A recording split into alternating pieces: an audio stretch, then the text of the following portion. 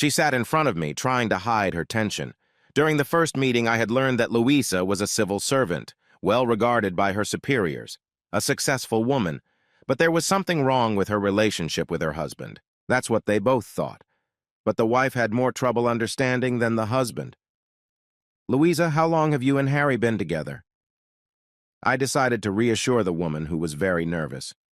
"Me been together for about 22 years.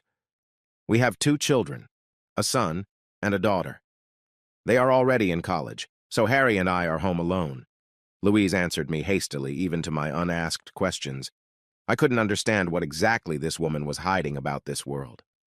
"Do you feel lonely because the children have left home?" I marked down in my notebook the strange sense of guilt I could feel in Louise's words and actions. "What are you saying? Why am I lonely? I'm at work. We have a good team, friendly. And at home, I have Harry." Louise immediately became defensive, although the very reminder of her husband turned out to be quite disturbing. "Do you love your husband?" I decided to test my theory. "Yes, I love him." She closed her eyes and whispered her confession. "Are you cheating on him?" I dropped the question without warning. "What? I would never do that to him." Those were sincere words, but there was an audible alarm in them. "I'm sorry, I just had to ask. But I want to ask you how you're doing in bed."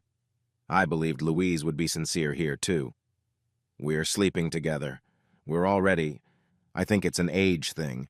I don't always want to do it with him," was a strange answer. A woman who loved her husband refused to make love to him? Why? My direct question demanded a direct answer. "Yeah, I'm not sure of myself. There are just too many young, beautiful women. And Harry, he's better than me. And I guess it's okay." Louise wiped away a tear. "Did Harry tell you that you're not pretty?" I tensed up, waiting for an answer. "No, not at all. He's always admiring my body. Says I'm the most beautiful. But I'm over 50. Louise tensed again. "When did you start having trouble having sex?" Even a non-expert could see that the woman was lying. "I don't have a problem having sex. I'm sorry, I'm not interested in it." Louise looked at the chair where her husband had sat last time. "I asked about the time, Louise." I was beginning to develop a note of hostility towards this woman. 6 months ago. We stopped sleeping as husband and wife 6 months ago. Louise was surprising me more and more. "And what happened 6 months ago?" I tried to force out some information. "I was told my husband was having an affair on the side." And now there was an expression on her face that signaled not anger, but guilt. "And you think he's cheating on you?" I needed to hear her opinion. "I don't know. He never comes home later than usual. He hasn't changed his behavior. I can't smell another woman's scent from his clothes. There are no new callers on his cell phone that he talks to often. There are no messages in his mail from any acquaintance. But I can't be sure. The detectives hired haven't—" Louise could barely hold her breath. She looked at me a little annoyed. Her voice, on the other hand, became a little sharper. "You're going through his phone and reading his mail. And what could the detectives possibly know?" I wouldn't have thought Louise was capable of such a thing. But this woman didn't trust her husband. "Yes, I'm jealous of him. I check his cell phone every night, and the surveillance has determined that he is faithful to me." The quiet reply stunned me. "But you could ask him. I'm sure he wouldn't lie to you." I hoped for their reconciliation. "I'm afraid to hear that he has someone else. I'm scared he's going to leave me for some whore who hangs around him at work. And then I was told about him." Yes, the nature of her fear was clear to me. But from their first visit to my office together, I had immediately identified Louise as the cause of the problem. And who had led this woman to think of her husband cheating on her? "Who told you that?" I tried to find someone to blame for their problems. It doesn't matter." Louise didn't give away her secrets. "You know, it's better to know the truth, bitter but true, than to suffer. But I want to meet Harry at the next session. Is there anything you can do for me? I want you to smile at your husband. I want you to show him that you love him." I tried to motivate Louise into action. Gary turned up for his session on time. He was precise about everything. Well, that's his main job. He's a math professor at a prestigious university. "Harry, How long have you and Louisa been together? I decided to see his reaction to the question. 22 years, a whole 22. Harry smiled but didn't elaborate on his question. And how do you remember your marriage? I saw his smile, but I wanted to know the reason for that reaction. We were multifaceted. Sometimes we quarreled, but always made up. We have beautiful children, a son and a daughter. I don't control her at work or outside the office. I trust her completely. This is her second marriage, but I never reproach her for it. And yes, I am almost happy. Lately, though, something has happened, and we can't find a way out. That's our life together. Harry was oddly more interested in finding a way out of the crisis. Do you know what the cause of your differences are? Have you talked to Louisa about them? I made my notes in preparation for my meeting with Louise. I'm trying to find answers, but Louise won't let me into her world. I've found myself outside her orbit. Harry was brutally honest. Do you think she might be cheating on you? I tested different ways of dealing with the question. I don't know. Like I said, this is her second marriage, but she doesn't seem like a cheater. Yes, she has a lot of men at work and she's a very beautiful woman, but I don't think she's having an affair with anyone. Harry only pressed his lips together bitterly. You haven't looked at her phone or email? I was walking on thin ice. As I told you before, I have no control over her. I don't think that would be wise. We've been together for so many years. I was surprised at this man's confidence. Could you cheat on her? I was afraid of hearing a bad answer. I work at a university. I have plenty of female students and female co-workers, but it wouldn't even occur to me to look at someone else with desire. You see, Louise is my whole world to me, and my cheating would shatter that world. Harry looked openly at me. Has Louise changed since our lessons? I wanted to see if the woman had been doing my assignments.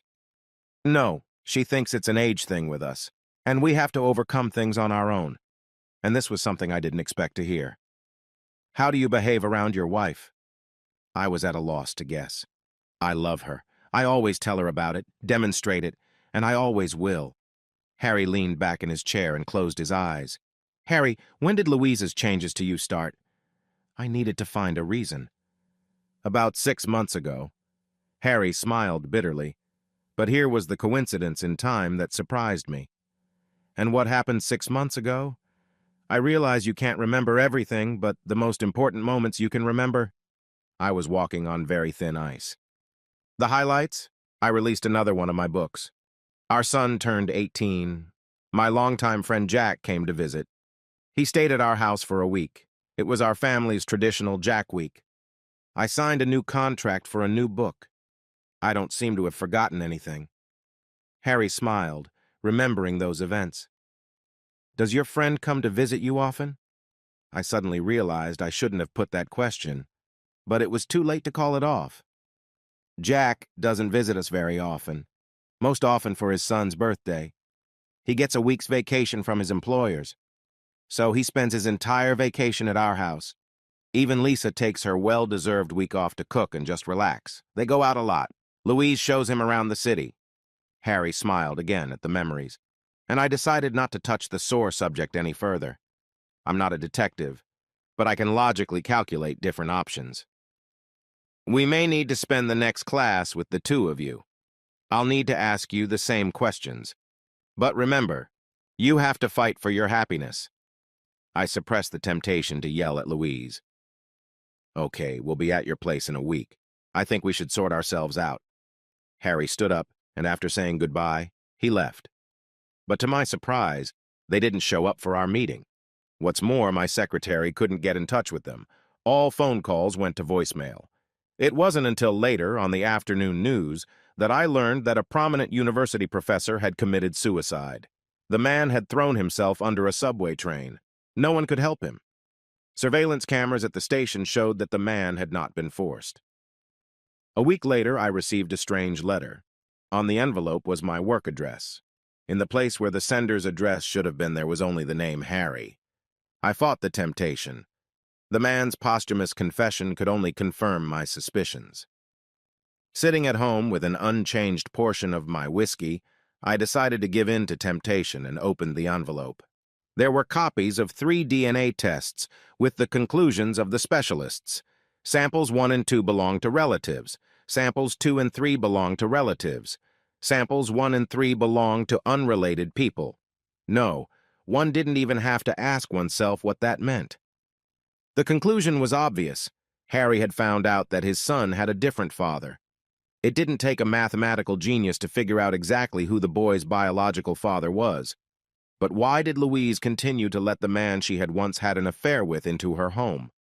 Or was the affair never ended? I picked up the letter that was in the envelope, handwritten in neat masculine handwriting. In our bedroom, I found what I was looking for. Louise kept a diary a long time ago, ever since the day she and I dated. Several notebooks. Yes, I should have noticed it earlier. Jack was more than a friend to her. So they started their own Jack Week. Louise and Jack denied their spouses' sex issues so that they could belong only to each other. All these years, I've seen things I've never been able to unravel. But it's too late now. It's too late to fight, to divorce. But I've made my choice. I've changed my will, according to which most of my savings will go to my daughter. The rest will go to my son. I continue to consider him my son. I've even changed my insurance policy. My daughter will now get the money. I haven't closed my and Louise's bank accounts, but I have transferred most of my fees to a separate account that will also go to my children. I've kept our joint medical policy for Louise, although I don't even know what that will do for her. It turns out she often used it to treat her lover. I gave the contract for the new book, the material for which I had already gathered, to my deputy, who was the only one who knew about my problem, and I refused to be a co-author on this project. Let all the glory go to this young woman who lives her life entirely in science.